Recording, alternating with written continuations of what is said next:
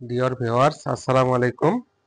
আমি 20তম ক্লাসের পরে আজকে 21তম ক্লাস নিয়ে আবারও আপনাদের সামনে উপস্থিত হয়েছি। শুরুতে আমার ভালোবাসা গ্রহণ করবেন।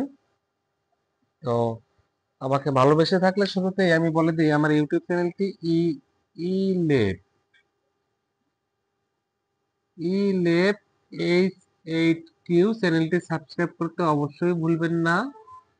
তো আজকে ক্লাস নম্বর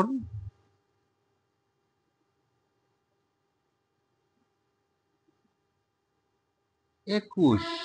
আপনারা জানেন এর আগে আমি 20তম ক্লাস নিয়ে আলোচনা করেছিলাম। আজকে 21তম ক্লাসে আমি আলোচনা করব আপনাদের সামনে ডিগ্রি নিয়ে। হ্যাঁ, তো ডিগ্রি বলতে আমরা কি বুঝি? আমরা অবশ্যই অ্যাডজেক্টিভ বুঝে থাকি, দোষ বা গুণ বোঝাই। যেমন লোকটি ভালো, ভালোটা হচ্ছে অ্যাডজেক্টিভ। কিন্তু লোকটি কেমন ভালো, লোকটি মোটামুটি ভালো, লোকটি সবচেয়ে ভালো, লোকটি তার চেয়ে ভালো, এই যে তার চেয়ে ভালো, সবচেয়ে ভালো, এটা হচ্ছে আমাদের অ্যাডজেক্টিভের মাত্রা। তো আমরা ডিগ্রি বলতে এই অ্যাডজেক্টিভের মাত্রাগুলোকেই বুঝে থাকবো, ঠিক আছে? তো এই ডিগ্রি হচ্ছে তিন প্রকার। একটা হচ্ছে পজিটিভ, কম্পারেটিভ, সুপারলেটিভ। তো পজিটিভ ডিগ্রিতে অবশ্যই আপনাদেরকে মনে রাখতে হবে, বাংলা বাক্যে সবসময় আমরা সমান সমান তুলনা পাবো, সমান সমান তুলনা।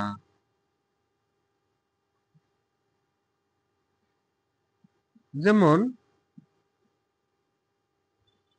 লোকটি হয় বাঘের মতো সাহসী।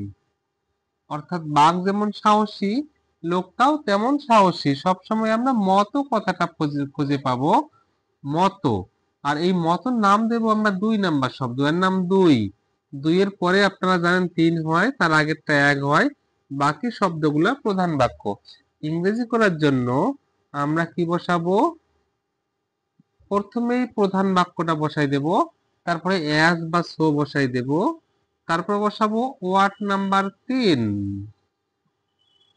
তারপরে আবার অ্যাজ, তারপরে ওয়ার্ড নাম্বার 1টা বসাই দেব। হ্যাঁ, ওয়ার্ড নাম্বার 1, যেমন এখানে প্রধান বাক্য আছে দ্য ম্যান